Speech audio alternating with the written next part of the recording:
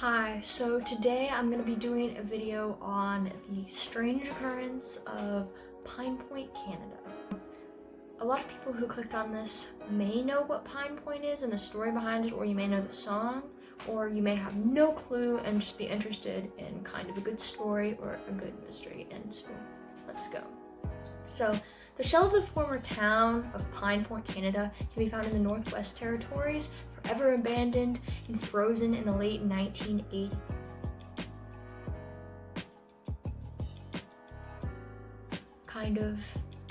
That's kind of the idea of the town, is that it's just frozen in the time period that it died in, and yet it's still kind of non-existent. There's nothing left of it, really.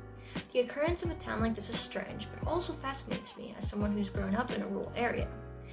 The idea of the place that I grew up in being gone completely at some point is kind of a sad one, but not out of the question, as you'll see later. I think a lot of small town people feel this way, especially any town that thrives on a certain industry such as mining or oil. No more jobs means no more people, and that's just kind of how it is. Even if you're not from a rural place, the story of Pine Point is kind of a great example of a real life phenomenon or a feeling that a lot of us get at some point or like to express at some point. Yet, one might say it happens all the time. So what's so interesting about Pine Point?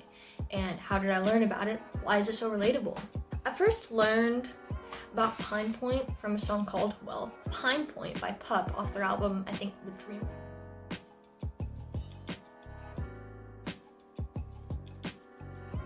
Now, my friend introduced me to Pup, and at first I was like, what is this? But that's actually kind of what got me into a lot of like alt music and a lot of alternative like rock punky stuff. I don't really know the exact genre.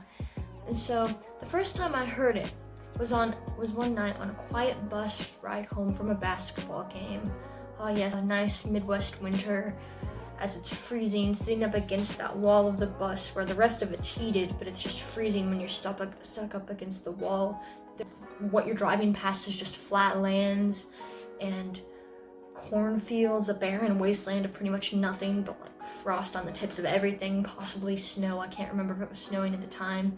Having your headphones in and thinking, oh gosh, I've got to go to school tomorrow after this, or oh thank God it's Friday, we won the game, or oh no, we lost the game, it's the weekend, and just kind of having those thoughts in your head. It's the perfect time at night like this when you're somewhere you've never been to have that sort of nostalgia. So Pine Point was in my recommended on my music app, and I was like, okay, let's just let this play. And when I heard it, I was kind of hooked, fascinated, because at first, Pine Point, when you don't know the story behind it, I need to take off my glasses. Pine Point seems almost like the epitome of this sort of small town idea that has been popular in a lot of emo music and a lot of more punky music over the years, or pop punk, especially in the 2000s. You got a lot of these I hate this town kind of things going on. And, that was almost kind of a cliche for a long time, was the punk escaping their stupid small town that they hate so much. The thing about Pine Point is it's kind of different, because it full on actually tells the story of this town and is almost kind of sad about it. It reminisces. It doesn't completely hate Pine Point like a lot of songs do hate Pine Point. It's melancholy about it. It's kind of indifferent, and it's fascinating. And so Pine Point seemed the personal interpretation of what I was feeling at the time, looking around, going to these, the town I live in is fairly steady right now, and so is the other town with the big school right next to us.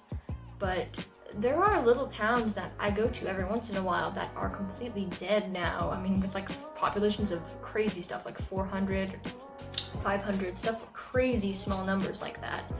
And I go to them and I'm like, wow, this was so cool at one point. My grandpa at some point will drive past a dead town and be like, I went to high school there. There's this coffee shop I like to go to, and it's on this place, it's on the highway, you keep driving, and it's just, this town is just kind of, you keep driving over a bridge and it's buried in the woods, and the only thing that they have is a softball team / baseball team and a little coffee house that has some of the best coffee I've ever had, if we're being honest, but that's it. That's the town. At some point, it must have been much more, but it wasn't. Even more abandoned. There was another town very close to that you can drive into that's literally just houses. I mean, it had corner stores at one point, penny shops at one point, but nothing now. Churches, maybe, that's about it. No sort of industry, nothing to keep people there.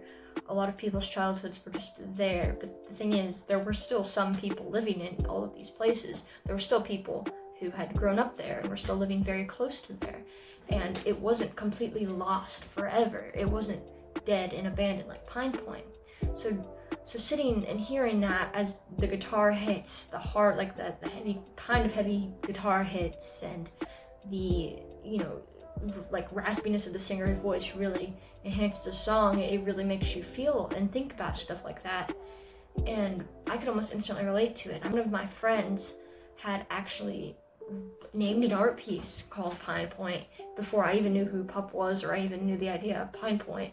And I know at first I was just like, oh, this is just, that stupid like cliche that a lot of punk music has or whatever, It created a perfect atmosphere for me to think about this. At first I thought it was all a real scenario, like a proper actual scenario, but then I learned to find out that while Pine Point was a real place, the people in Pup are much too young for that to have been a story that they personally had gone through, but it just felt like it could happen, and I think that's kind of what makes it so relatable.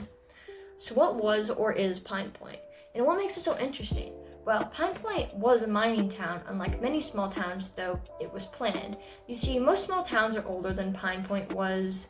They form around a lot of resource-based place, like a lot of places form around rivers and water holes, or where oil gets struck, and that's the kind of industry they have for a long time. And a lot of times these places are used to adapting, so they are able to escape that imminent death of a lot of small towns, but some aren't, and some just dwindle.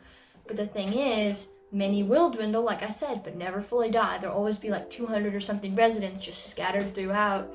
Maybe eventually they will die, like a Wild West town, but that takes years. Pine Point was different though, because its first buildings were built in the 50s, while it first became active in 1963. Therefore, like stated on a documentary, very important, go watch this documentary called Welcome to Pine Point, only one generation got to fully grow up in Pine Point and nowhere else. This is only a small group of people, considering the town reached its peak at 2000 and was even less than that when it closed. So most towns grow organically and can adapt, but because Pine Point was made fully around mining, it died in 1988 when the mine closed, and most of its things were demolished pretty quickly. There's nothing left except for the outline of what was a town, and I think there's a sign, but I'm not sure. I think Pup represented the idea of this little story of a small secluded town very well, especially by using a real place, because Pine Point feels like an idea, the epitome of nostalgia for childhood that we all really have. For people who grew up in small towns, even after moving away, the idea of these memories not left in that little pocket of existence anymore is kind of a melancholic one, a pocket of existence which many despise in art, but still feel sentimental about in some way, and I think that's very much how the song is and how the idea is. Pine Point was kind of the worst outcome for a situation if a town died, and it's kind of scary to think that these things you remember will be nothing at one point, as all things will be.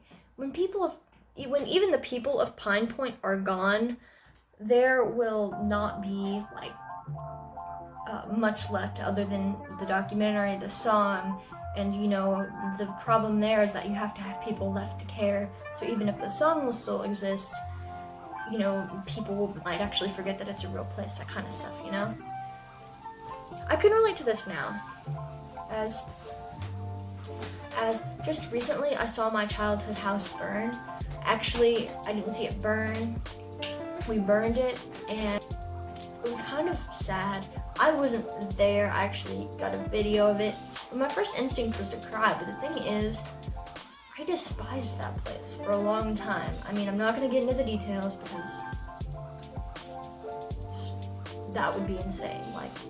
Let's just say that I have a lot of good memories there, I've got a lot of bad memories there, and somehow I, remember hating the place because, one, I felt like absolute trash, living there, I felt like white trash, which isn't a nice thing to call people. Please don't call people that.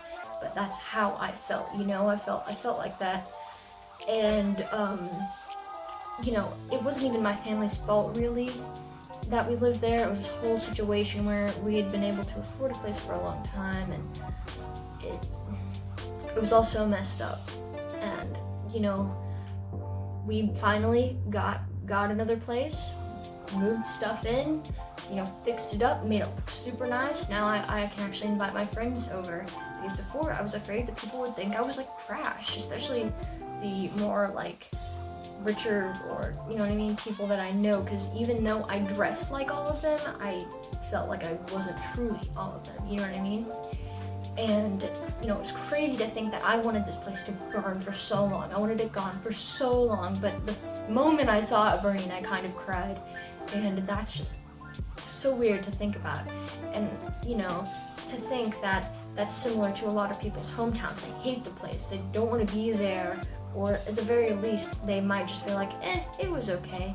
But then you come back to see it gone, or dwindling, and you're like, oh, this is really sad actually. We had some good times there, but there's not enough people to care anymore. So knowing that that house, the first 15 or so, I think, years of my life pretty much burned after we not lived in it for a year or so is insane. And I went back and saw the ashes the other day. I didn't get too close because I was wearing flip-flops and the grass was all grown up high, and we're about to sell the land, but I saw it and I was like, man, I hated this place. But it was the first 14 years of my life, or no, 15. Okay, first 15 years of my life actually. And that was it. I left after that, and crazy to think about. And I think that's how, and I wondered as I had that weird gross smell of ash in my nose, if that's how the people of Pine Point felt or feel as they go back and see Pine Point, if they ever go back and see Pine Point, or if they are told that, yeah, it's gone now, there's nothing of it left. That's it. And I think this hits on something, this actual phenomenon of everyone feeling like, everyone having that weird feeling of nostalgia for something that no one else cares about. I mean, that's why I think Pine Point, the song and the idea, is so relatable to people, even if you aren't in that small town scenario, which a lot of people are, you know, and I think obviously that makes it relatable, but also the phenomenon of, say, you know, do you guys ever go and listen to like one of those mixtapes on YouTube, and you look up the song or the band or something, and you realize that you love the song, you love this band, but they broke up years ago because they weren't super popular. And it's that kind of idea of something of something you really enjoy being completely abandoned because no one else cared or anything like that. And I think, or just being gone now, but you still have these past memories, these past things to enjoy, even if they're songs or whatever, you know, they're pictures.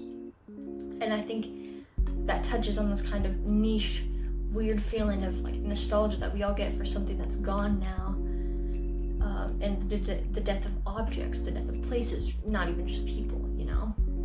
And so I think that relates to a lot of things, because places and things and houses really are a bigger part of our lives than we really realize sometimes. And you know, a town, even no matter how much you hate it, is always gonna be significant to you somehow, even if you absolutely hate it.